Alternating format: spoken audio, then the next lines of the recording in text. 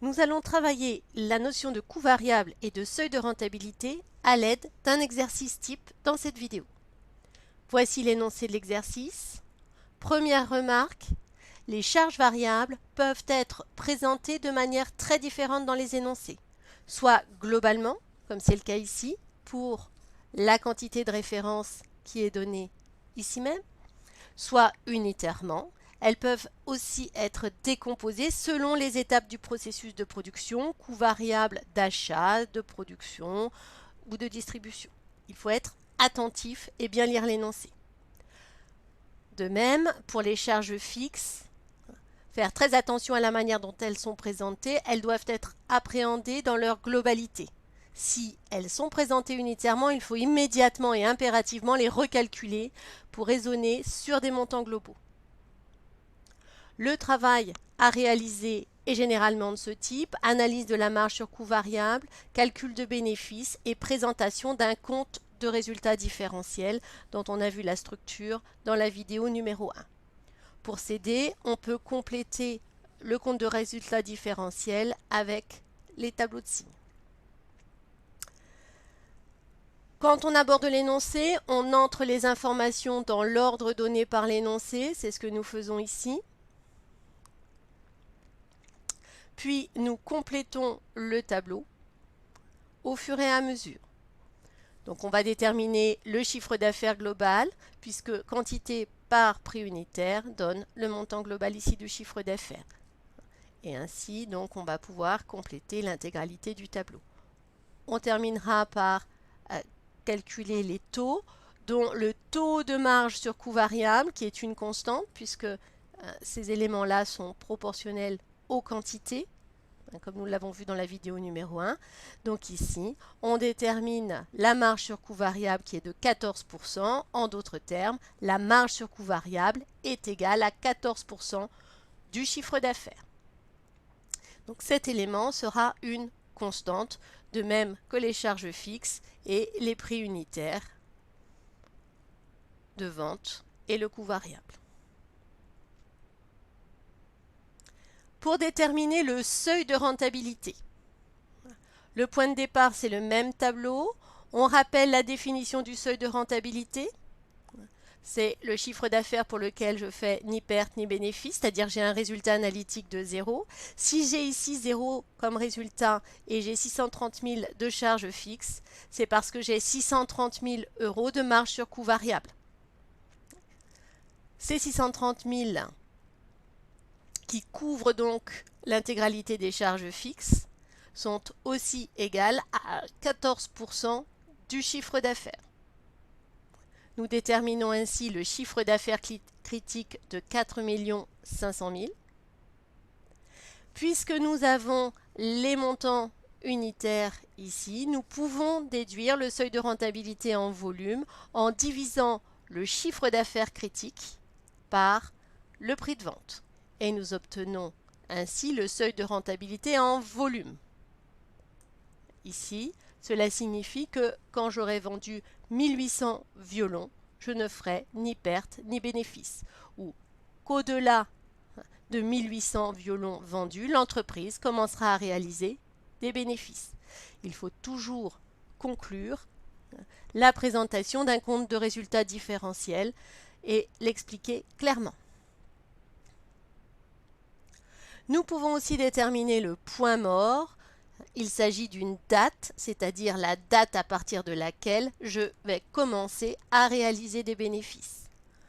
Pour résoudre la question du point mort, il nous faut mettre en relation les chiffres d'affaires et les durées. Le chiffre d'affaires annuel est de 7 millions pour une durée de 12 mois. Ici, pas de fermeture de l'entreprise, donc 12 mois de l'année. Et on va faire l'hypothèse que le chiffre d'affaires est réalisé de manière régulière sur toute l'année. Le chiffre d'affaires critique que nous venons de déterminer est de 4 500 000 pour une durée que l'on recherche et qu'on définira par la lettre X. Nous nous servons des produits en croix ou des proportionnalités ou des règles de 3 pour résoudre cette équation. On a donc ici X à déterminer. on fait les petits calculs nécessaires pour obtenir le nombre de mois et de jours qui vont s'être écoulés avant l'arrivée du seuil de rentabilité. Attention, bien compter les mois. Le point mort ici est le 22 août, c'est-à-dire le 22e jour après 7 mois, c'est-à-dire le 22e jour du 8e mois.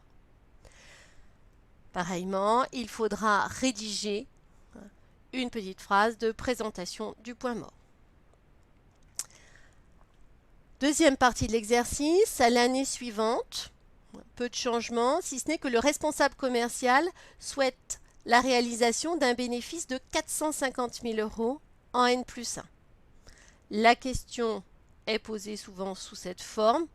Quels sont les objectifs en termes de chiffre d'affaires et en nombre de produits fixés si je veux atteindre un tel bénéfice? Donc on va se servir du compte de résultat différentiel, mais au lieu de mettre 0 comme résultat, comme dans le cas du seuil de rentabilité, c'est 450 000 que je cherche à obtenir. Et je vais procéder exactement de la même manière. En remontant dans mon tableau, je définis ainsi la marge sur coût variable qui représente donc 14% du chiffre d'affaires que je recherche. C'est ainsi que je détermine mon chiffre d'affaires ciblé. Les quantités seront déterminées exactement comme dans le cas du seuil de rentabilité en volume. Quelques petites corrections sont à faire pour ajuster les multiplications puisque nous avons souvent affaire à des montants que l'on doit arrondir. Et voici comment on peut déterminer les objectifs de vente pour l'année N+1.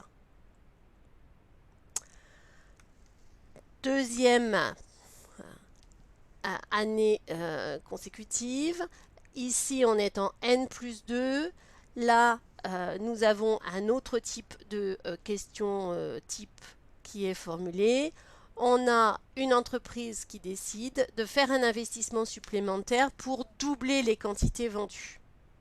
Elle a également décidé de fermer l'entreprise en août.